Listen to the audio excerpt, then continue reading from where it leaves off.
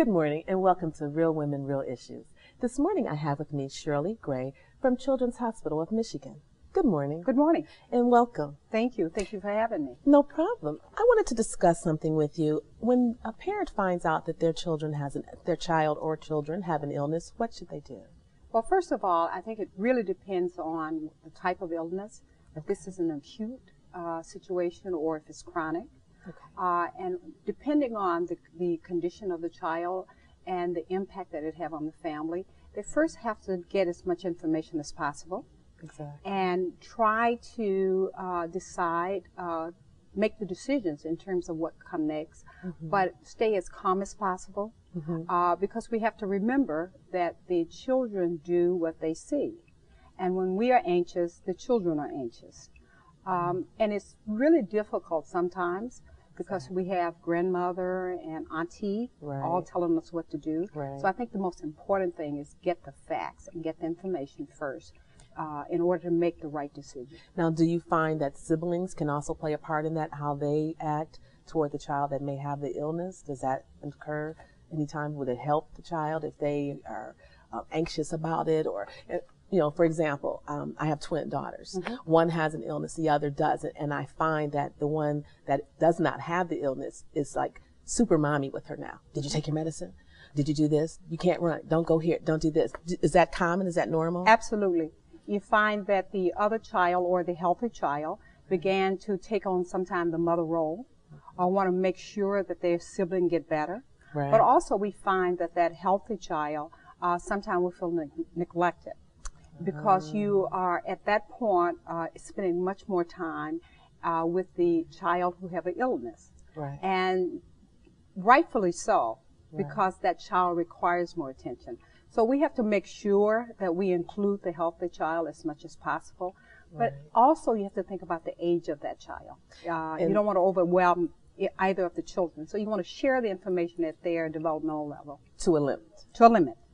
And also I found out as of late that when I have identical twin girls, that I need to have the other one tested, because in this particular situation, it's like a 30-35% chance that she may come down with it also. So how do you do that in a manner of not getting her anxious or excited about it? I think a part of that is how you explained it originally, again, at their age level, and you take them with you to the doctor's appointment so that they too can explain that to them. Now, at our hospital, we have what we call Child Life, and our Child Life services are experts that help a child on the developmental stages to understand the illness, to prepare them for the treatment, to prepare them for what is about to happen to them also. Now, does the family get this counseling also, or is this just for the child who has it? Absolutely. Family is always included. I often say that I have never seen a 3-year-old walk into the hospital and say, I need medical care.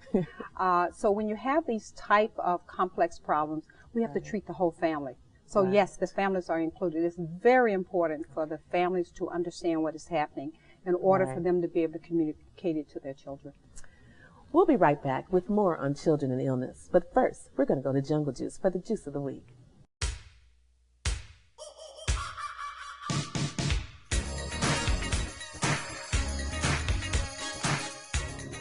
Thank you, Ardelle, and welcome to Healthy Moments with Regina Hunter-Coleman. And I'm Sarita Hunter-Doss. Today, we'll be making wheatgrass, which is the king of the king. Wheatgrass is good for so many things. Just 1 ounce is equivalent to 2.5 pounds of fresh green leafy vegetables. It has 103 vitamins, minerals, and amino acids. And of the 102 minerals known to man, it contains 92 of the minerals that the body requires. As I make this, you'll notice that it takes quite a bit to get juice out of, but it's definitely worth the wait. It takes a little bit of time to get the 1 ounce that you need. And if you're going to be making this at home, remember you'll need a masticating juicer. The centrifugal juicers don't work for this, so it has to be a masticating juicer, which is a cold press juicer. Oh. It's not my favorite taste, but it's good for so many things that it's worth doing. Come do a shot with us at Jungle Juice Bar. And remember, your health is your wealth. Try the Juice of the Week and much more at the Jungle Juice Bar. The Jungle Juice Bar is located on Charlevoix in Grosse Pointe Park. We're the Cronin Law firm, bringing more to the table. When we sit down together, we share our expertise. You've got a legal problem, we know you need relief. Advice that you can trust, that's why people come to us. We're the Cronin Law Firm, bringing more to the table. We fix hearts, we fix heads, we do eyes and ears, noses and throats. In fact, more children come to Children's Hospital than any other hospital in the state. Stop the headaches, stop the pain, fix the tummies, the ankles, the toes, and fingers. Emergency? When it's your child, don't settle for less. Trust the pediatric ER experts at the Children's Hospital of Michigan at the DMC. The ER at Children's Hospital. Always there, just for them. My friends, I want to introduce you to Samasco Financial. As attorneys, they worked hard to protect clients on a legal basis, only to watch many lose their money in the unpredictable and risky stock market. Samasco Financial has recognized the need for asset protection for our seniors and has introduced investment planning that will grow your nest egg without the risk of loss. To find out more about how Samasco Financial can protect your financial future, call 586-493-9989. Real Women, Real Issues is brought to you by Mike's Fresh Market.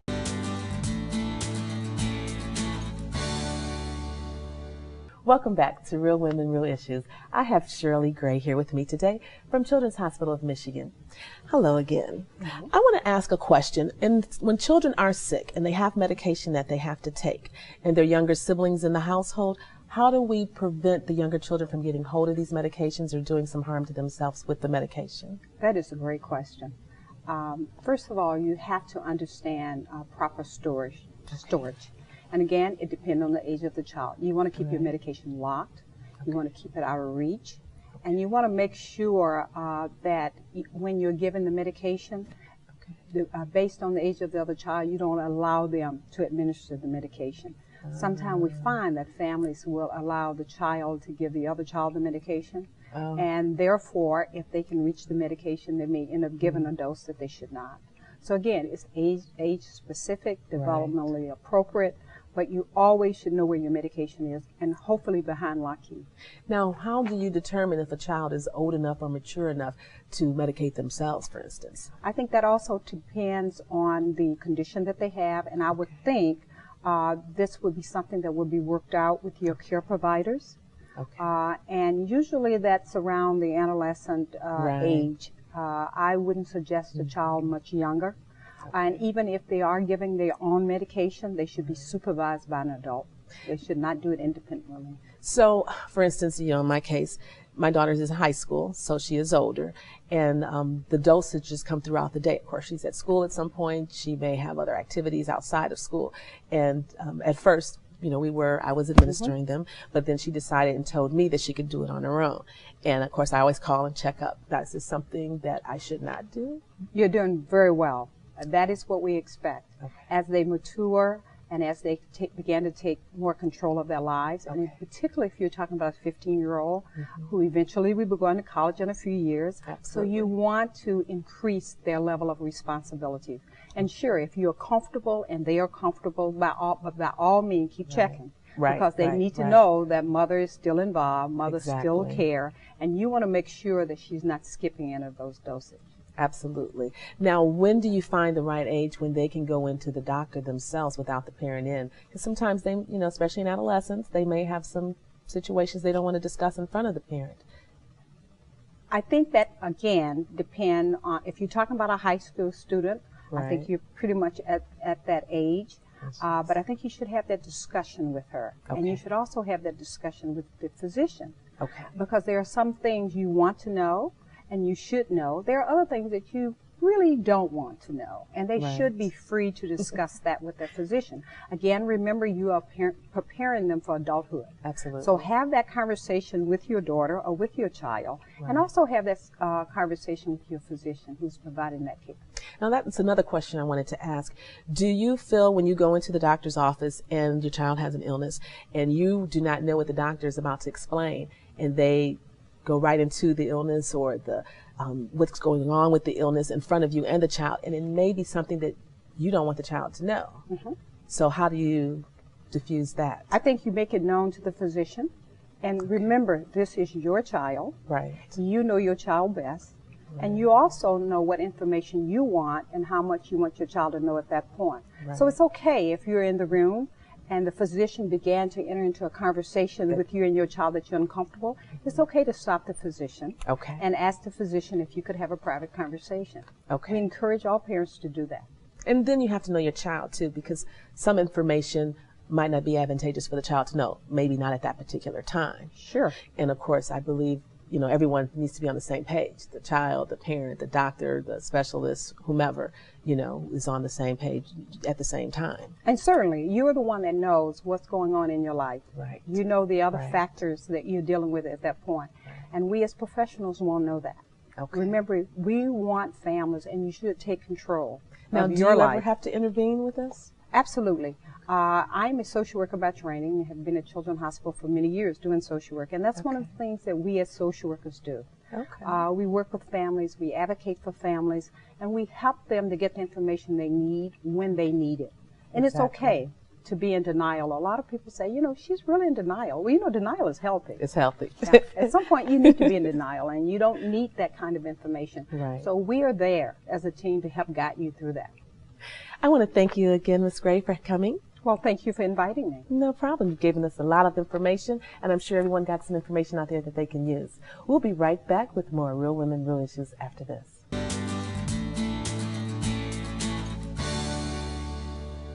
Stress, depression, and severe mental illness can happen to anyone.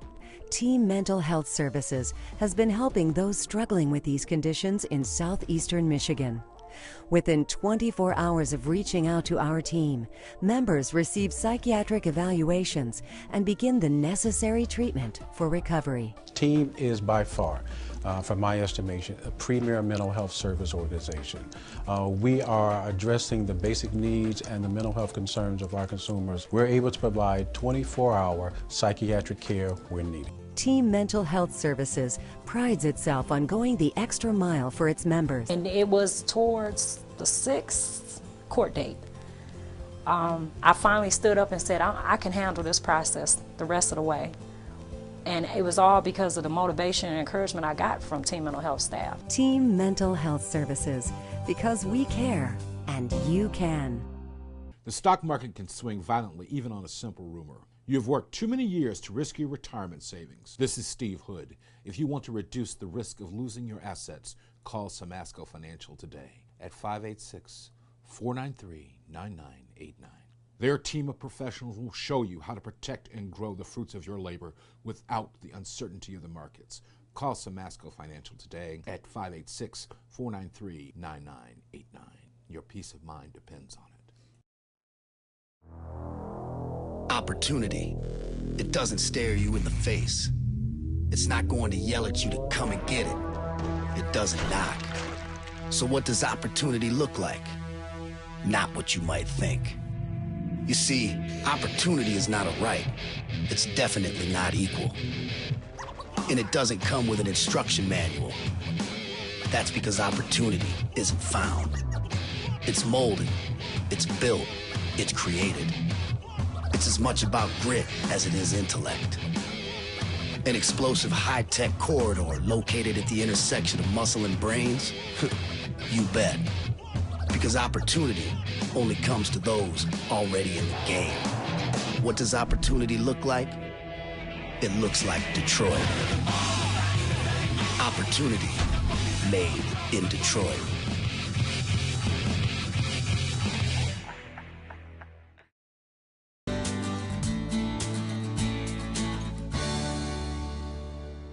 Good morning and welcome back to Real Women, Real Issues. We have with us now Sister Camisha Muhamid, and we're going to learn some information about the hijab. Welcome. Thank you. Thank you for having me. No problem. This is a subject I'm going to learn a lot about today. Could you explain to me the purpose of the hijab? For Muslim women, the hijab is the covering of the head. It is normally worn for most women who follow the traditional practice of Islam. And the purpose? The purpose is, in Islam, Our book, the Holy Quran, speaks to an issue and a dialogue with women that they should cover their beauty. And one of the things that is considered their beauty is their hair. And so the hijab, which is the popular term, is the head covering or the headscarf. Also in the Quran, it also speaks about that women should also dress modestly. So another term that's used in the Quran is also called the kimard, which is also another term for a veil or headscarf that is drawn around the woman's bosom. And then also another term in Arabic is the jilbab, which is kind of like an outer cloak or something worn longer that covers the lower part of the body. Now, I've seen them worn differently. Some actually cover the face. Yes, hijab is considered, the term is considered a veil. So you can take it in terms of some women just cover the hair, and then if you want to extend it to, in some women who are more traditional, will cover the face and things like that. Now, you cover this all of your life, or is there a point in time when you cannot wear the hijab and it's okay? Most Muslim women will cover and will consider themselves wearing the hijab as they go outside. And then when they're inside or when they're with their family, most of the time they remove those things. As women get older, it is okay to remove certain parts of like the cloak, or if you are older for reasons. But most women, even young and old, always maintain the hijab, which is the head cover. Now, the hijab is for the woman, correct? Yes. Is there anything that the man has to do in coverage or saving himself for the woman in the religion? Yes. A man is always considered to have to cover between the navel, from the chest to the navel. And he should be modest in his gaze. And most men, the term that they use when they're covering is called the jalabir or the thobe. Okay. Now, when you go out and you start dating, you still wear the hijab during your whole dating process? Well, in Islam, that statement dating is kind of sticky, so I don't want to use that term. But when men and women are making intentions to marry each other, yes, normally when they are meeting and greeting one another, the woman is still with the hijab on her head. At some point, if they do get married, and there are different ways that you can get married in Islam, sometimes they will just start out with a contract of marriage. Then, yes, the woman can remove the hijab. Okay, and what age do we start the hijab if you have a daughter? Most Muslims will all agree that hijab is usually started right after puberty for a woman. Interesting. So if you start wearing the hijab, you wear the modest clothing, which I'm assuming. Correct. Can you wear pants? Yes, you can wear pants, but you're supposed to have a top that covers the lower part of the body. Oh, and if someone decides they don't want to do this, are you considered ousted of the religion? No, the Quran speaks very clearly that there's no compulsion in Islam, so you're never forced to do anything that you don't believe in. Islam is about faith. So although the dialogue in the Quran is that a woman should cover, the faith is that you believe in that. If you don't believe in that, then it's not something that you can really adhere to. Okay, we're going to get more information on that when we get back. But right now, we're going to turn to Dr. Shauna Ryder-Diggs for the dermatology tip of the week.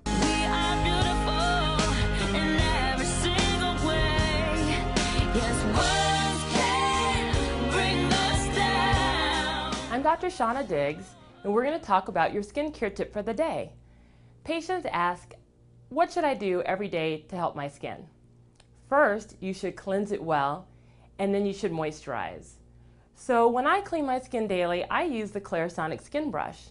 So this is a brush that was invented by the same people who've invented the Sonicare toothbrush, and it rotates in multiple directions and cleans your skin well, getting deeply into your pores. There are 5 different brush heads. Some are more for acne-prone skin, some are more for normal, and I use the gentle one daily. If you have dry skin, you need to use something that's very gentle. Creamy, sort of pearly looking. So an example is our Ultra Gentle Skin Cleanser. It lathers a little bit, but it really cleans the dirt and then rinses, but leaves a little bit of moisturizer behind. If your skin is more normal, then you need to use something that is clear and tends to clean your skin without stripping it. So that's our green tea cleanser, and we have this cleanser for men as well as for women. If your skin is more oily or you have acne, then you need to use something that decreases the oil in your skin. So those are products like salicylic acid cleansers or benzoyl peroxide cleansers. Benzoyl peroxide actually helps your oil glands produce less oil. People ask, do I need to use a toner? A toner is not necessary day to day, but if you have oily skin, it will get that oil off and help you produce less oil. So patients who have acne will often use a toner twice a day. So how do I pick a moisturizer? So moisturizers come thin to thick. You should always pick something that doesn't cause acne. And this is our most popular one, Rejuvenating Antioxidant Therapy. So it hydrates your skin, puts more moisture in, but is very lightweight and doesn't make you feel greasy. If your skin is very dry, you do need to use something a little bit thicker. So that will be something that comes in a pump that tends to be more thick, more heavy, and have more hold to it, or something that comes in a jar. So this moisturizer is very thick. You can actually hold it upside down and it won't fall out, but it's still non-acne forming. That's your skincare tip for the day. To learn more about Cosmetic Derm and their revolutionary skincare products and services, please visit DrShaunaDiggs.com. Mike's Fresh Market, Detroit's largest independent supermarket with the best prices, quality, and service. Enjoy our vast selection of fresh fruits and vegetables. Wide aisles lead you to our own in-house bakery and deli. Beef, pork, chicken, seafood, and much more. You can rest assured you will feed your family the freshest food in town. Whatever you need, you can find it here at Mike's Fresh Market. Mike's Fresh Market with 2 locations, Gratiot and 7 Mile and Livernois and 7 Mile. Better food, better prices. That's Mike's promise. ETX Closed Captioning is sponsored by the Detroit Seafood Market. Welcome back to Real Women, Real Issues. With us today, we have our Muslim friend, and she's going to explain more. I thought of a question I wanted to ask you. I know when you wear the hijab, sometimes people may look at you differently. Mm-hmm. Do you find any discrimination in wearing the hijab?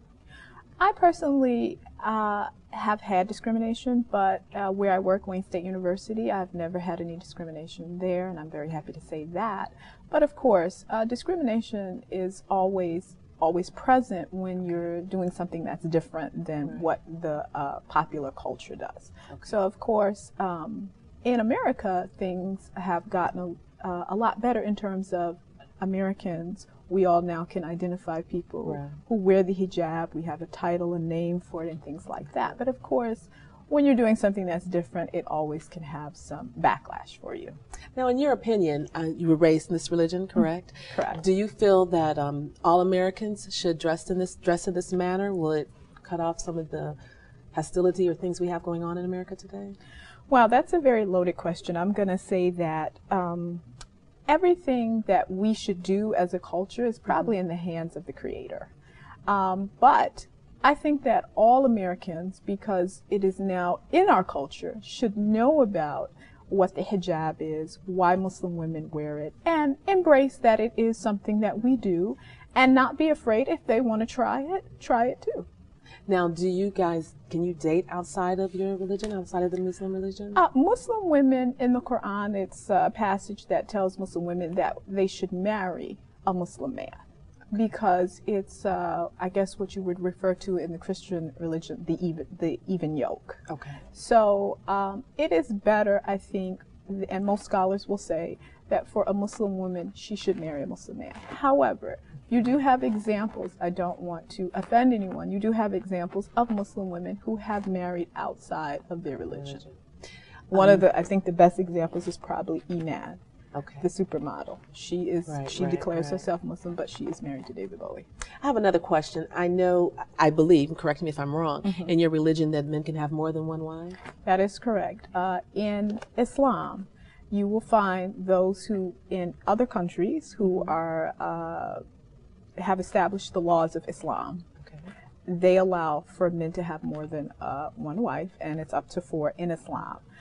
In America, if a man is going to have more than one wife in Islam, it would probably be more something of an Islamic marriage. It would not be anything that he would be practicing Are there in any the American stipulations? system. I mean, do they have to be able to afford 4 wives? I mean, that is one of the stipulations, that they should be able to afford 4 wives. The other stipulations is that they treat them equally, they treat them fairly, and always that they treat them respectfully. That's what you should do, even if you only have 1. And you take this in, you accept this as part of the religion, you're okay with that? I embrace what my Creator embraces. So it is in the Quran. It's something that we, in our religion, Islam, we call our Creator Allah. It is something that Allah embraces. So I personally am not a man, so I cannot embrace it like a man would, maybe, and be as happy as he would. Right, well. But okay. I certainly accept. I'm a very accepting person, and I think when you are in any religion, you should accept the things in your religion. It makes you a very well-adjusted person. So when you have a daughter, you're going to raise her in this manner? When I have a daughter, I will impart my views to her. Okay. And then as she becomes an adult, she has to develop her own views. Absolutely. So you've been you've done a lot of travel, from what I understand. I have traveled, yes. And this has helped you as far as learning your religion? I have traveled overseas. I spent 2 years in Malaysia, and Malaysia is an Islamic country. So some of the things we talked about, like 4 wives over there, a man in their legal system could have 4 wives.